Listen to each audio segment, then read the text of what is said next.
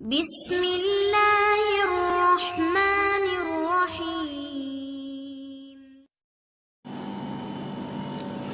الہی دے مجھے طرز تکلم، میری آواز کو تو زندگی دے۔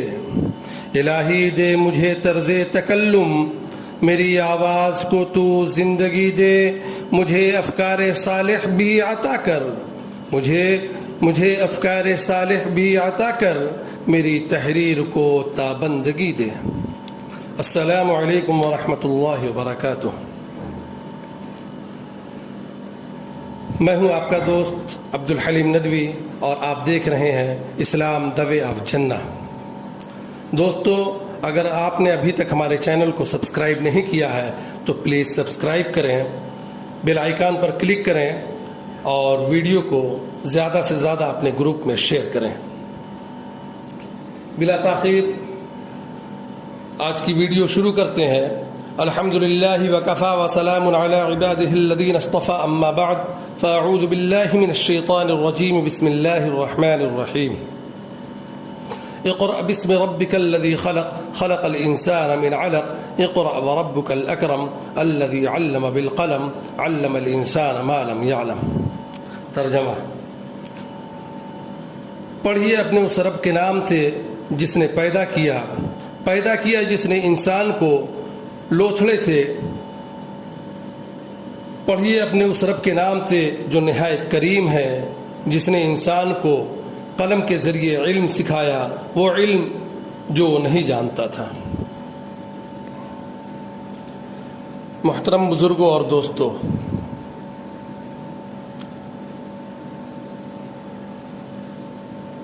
میں نے ابھی آپ کے سامنے قرآن پاک کی ایک آیت کی تلاوت کی ہے اور ساتھ ہی اس کا ترجمہ کیا ہے، جس سے آپ کو اندازہ ہو گیا ہوگا کہ آج میرا عنوان علم کی فضیلت اور اس کا مقام ہے۔ یعنی میں نے اپنے آشیانے کے لیے جو چبھے دل میں وہی تن کے لیے۔ حضرات، علم خزانہ غیب کی سب سے انمول دولت ہے۔ یہ آدمیت کے مورث اعلیٰ حضرت آدم علیہ السلام کے وجود و تخلیق کی روح اور جماعت ملائکہ پر عظمت و شرافت کی پہلی دلیل ہے، جس نے فرشتوں کے مقدس سر کو ایک خاک کے پتلے کے آگے جھکنے پر مجبور کیا اور وجود آدم پر چیں بجبی ہونے کے بجائے ان کے تقدس و عظمت کے آگے سر نیاز خم کرایا۔ تاریخ انسانی میں کم و بیش 1,24,000 انبیاء کرام نے علم کی تلقین کی، قوم و امت کو اس کے حقائق سے آشنا کرایا، اور آج بھی اسی فضائے علم کے شاہین اور میدان تعلیم کے شہسوار دنیا سے اپنا لوہا منوا رہے ہیں۔ آپ تاریخ پر نظر ڈالیں تو محسوس ہوگا کہ تاریخ کے مختلف ادوار میں اسی علم کے ہتھیار نے عظیم سے عظیم قوموں کی تقدیر کے فیصلے کیے۔ یعنی دوسرے لفظوں میں آپ یوں کہہ سکتے ہیں کہ قوموں کے عروج و زوال اسی علم پر منحصر ہے۔ حضرات، علم کی یہی وہ غیر معمولی اہمیت تھی کہ اسلام جیسے آخری اور لازوال مذہب نے علم کو گل سرسبز کا مقام دیا۔ قرآن کا جس لفظ سے نزول شروع ہوا وہ اقرا، جس کے معنی ہے پڑھ۔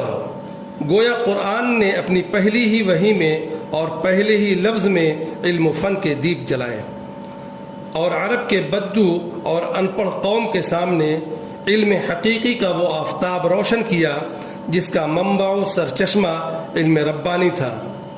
غار حرا میں پہلی وحی کی یاد تازہ کیجیے، جس میں فرمایا گیا اقرأ باسم ربک الذی خلق، خلق الانسان من علق، اقرأ وربک الاکرم الذی علم بالقلم، علم الانسان ما لم یعلم۔ اے اپنی قوم کے سید و سردار محمد بن عبداللہ الامین، آپ پڑھیے اور اپنے رب کے نام سے پڑھیے۔ عرب جاہلیت کی پوری تاریخ تمدن و معاشرت پڑھ جائیے۔ بڑے سے بڑے مفکر کا ذہن بھی اس بلندی کو چھونے سے قاصر ہے کہ قرآن نے اس جنگ و جدال کی آگ میں جلتی ہوئی قوم اور شرک و الحاد کی وادی میں بھٹکتی ہوئی انسانیت کو سب سے پہلے اقرا ہی کے عنوان سے کیوں خطاب کیا؟ اس کی وجہ یہ ہے کہ سچ مچ اس قوم عرب کے زہر کا اصل تریاق اس کی دم توڑتی ہوئی انسانیت کے لیے آب زلال اور اس کے بھٹکے ہوئے کارواں کے لیے چراغ راہ تھا۔ مولانا حالی نے اس حقیقت کو شعر کا کتنا عمدہ لباس پہنایا ہے کہ اتر کر حرا سے سوئے قوم آیا اور ایک نسخے کیمیا ساتھ لایا، مس خام کو جس نے کندن بنایا، کھرا اور کھوٹا الگ کر دکھایا، وہ بجلی کا کڑکا تھا یا صوت ہادی، عرب کی زمین جس نے ساری ہلا دی۔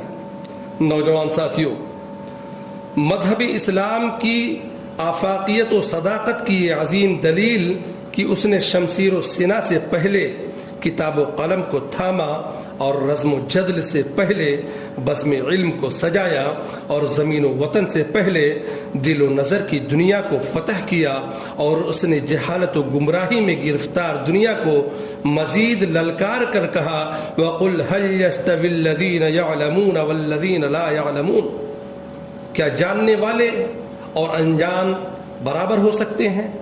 کیا پڑھے لکھے اور ان پڑھ برابر ہو سکتے ہیں؟ اس نے اپنے رسول کی زبان حق ترجمان سے کہلایا انما بعثت معلما، کہ میں علم اور ایجوکیشن کا پرچارک بنا کر بھیجا گیا ہوں۔ دنیا کے درباروں سے سیم و زر کی تقسیم ہوتی ہے، چاندی اور سونا بڑھتا ہے، لیکن اس دین متین کے دربار حق شعار سے جو دولت تقسیم کی گئی وہ یہی علم و عرفاں کا جوہر گرا نمایاں ہے۔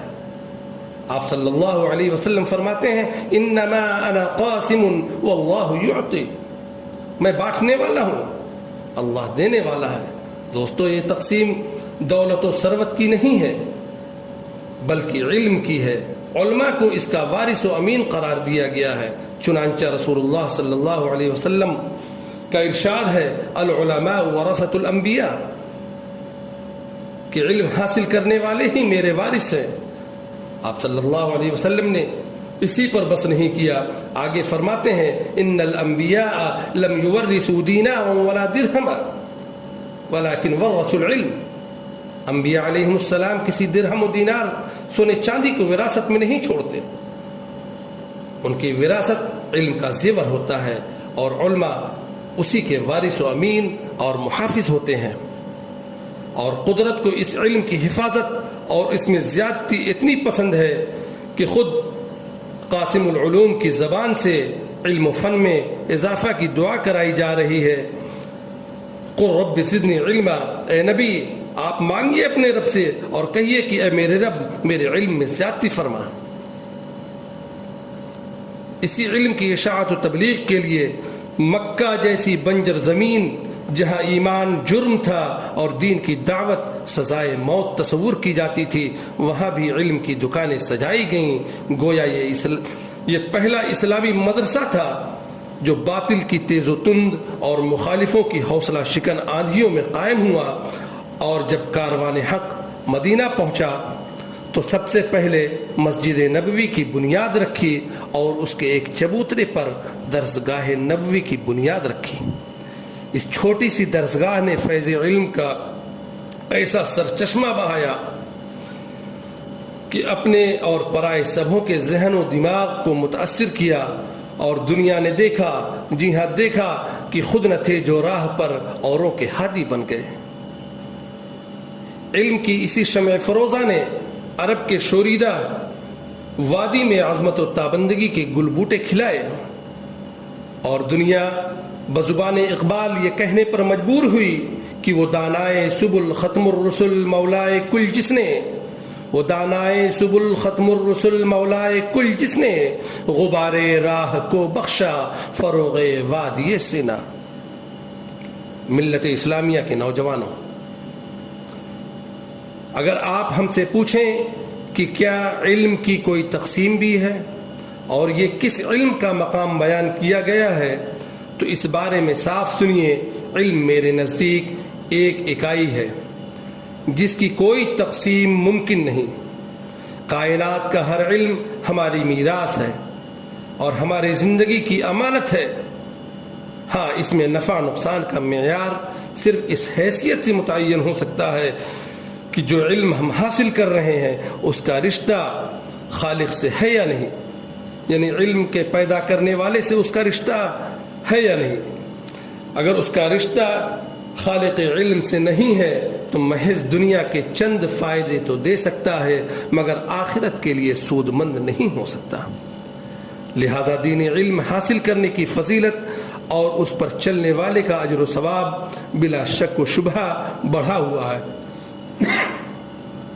کیونکہ اس سے خالق کے ساتھ تعلق اور رشتہ قائم و مضبوط ہوتا ہے، اور اسی لیے دین کا بنیادی علم حاصل کرنا فرض عین ہے۔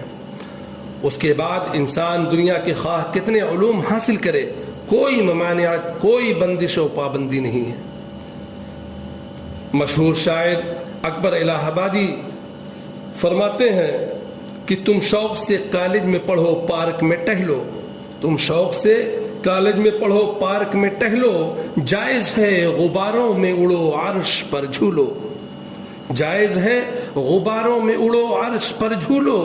ہاں ہاں، ایک سخن بندے عاجز کی رہے یاد، ہاں ایک سخن بندے عاجز کی رہے یاد، اللہ کو اور اپنی حقیقت کو نہ بھولو، اللہ کو اور اپنی حقیقت کو نہ بھولو۔ آج میں ادب کے ساتھ آپ سے گزارش کروں گا کہ علم آپ کی میراث ہے۔ الحکمت ضالۃ المؤمن، حکمت، علم مومن کا گمشدہ مال ہے، وہ جہاں ملے مومن کو اسے لے لینا چاہیے۔ دنیا کو علم و تہذیب آپ نے دی ہے، یورپ کے پاس آج علم ہے مگر اس کا رشتہ آسمان سے نہیں ہے۔ اگر آپ اسی میدان میں آسمانی رشتے کے ساتھ علم کا جام جم لے کر اٹھیں تو جہاں کی حکمرانی آپ کی تقدیر ہوگی۔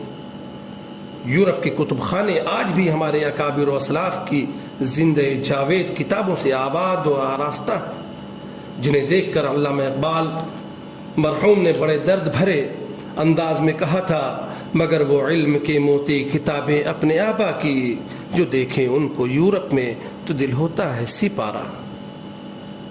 یورپ کے بے روح علم کا مذاق اڑاتے ہوئے علامہ اقبال نے بہت پہلے ہی کہا تھا کہ جس نے سورج کی شعاعوں کو گرفتار کیا، زندگی کی شب تاریک سحر کر نہ سکا، ڈھونڈنے والا ستاروں کی گزرگاہوں کا اپنے افکار کی دنیا میں سفر کر نہ سکا۔ آئیے پھر ایک مرتبہ اپنے قوم میں علم کا ڈنکا بجائیں اور ساری دنیا کو یہ پیغام سنائیں کہ کرم تیرا کی بے جوہر نہیں میں، غلام سنجر و تغرل نہیں میں، کرم تیرا کی بے جوہر نہیں میں، غلام تغرل و سنجر نہیں میں، جہاں بینی میری فطرت ہے لیکن، جہاں بینی میری فطرت ہے لیکن، کسی جمشید کا ساغر نہیں میں۔ ملت اسلامیہ کے درخشندہ ستاروں، میں آپ کو بتا دینا چاہتا ہوں کہ اس علم کی خاطر امام احمد بن حنبل رحمۃ اللہ علیہ کی پشت پر کوڑے لگائے گئے، اسی دین کی خاطر امام مالک رحمۃ اللہ علیہ کا منہ کالا کر کے ان کو مدینہ کی گلیوں میں گھمایا گیا، اسی علم کے لیے شاہ عبد العزیز کو تکلیفیں دی گئیں، اسی علم کے لیے 40 سال تک شیخ عبد القادر جیلانی رحمت اللہ علیہ نے بغداد کی جامع مسجد میں قرآن کا درس دیا، اسی علم کے لیے امام ابن تیمیہ کا جنازہ دمشق کی جیل سے اٹھایا گیا۔ امت محمدیہ کے غیور فرزندوں، علم دین کی فضیلت کو حاصل کرنے والوں کے لیے سرکار مدینہ فخر دو عالم تاجدار بطحہ نبی اکرم صلی اللہ علیہ وسلم نے ارشاد فرمایا ہے، من سلک طریقا یلتمس فیہ علما سہل اللہ بہ طریقا الی الجنہ۔ اللہ تعالیٰ اس کے لیے جو علم دین کی تلاش میں نکلتا ہے جنت کا راستہ آسان فرما دیتے ہیں۔ اور میرے محبوب صلی اللہ علیہ وسلم نے ایک عالم دین کی فضیلت کو بیان کرتے ہوئے فرمایا کہ عابد یعنی عبادت گزار کے مقابلے میں ایک عالم کی مثال ایسی ہے جیسے چاند کی فضیلت تمام ستاروں پر۔ کتنے محروم القسمت ہیں وہ لوگ جو اپنی اولاد کو اس نعمت عظمیٰ سے محروم رکھتے ہیں۔ اللہ تعالی ہمیں توفیق دے کہ خود بھی علم حاصل کریں اور اپنی اولاد کو بھی علم دلائیں۔ اللہ تعالی ہم تمام کو ان باتوں پر چلنے کی توفیق عطا فرمائے۔ وما علینا الا البلاغ۔ تو دوستو یہ تھی آج کی ویڈیو۔ اگر آپ کو ویڈیو پسند آئی ہو تو اسے لائک کرنا نہ بھولیں اور ساتھ میں اپنی قیمتی رائے ضرور دیں۔ ملتے ہیں اگلی ویڈیو میں، تب تک کے لیے السلام علیکم ورحمۃ اللہ وبرکاتہ۔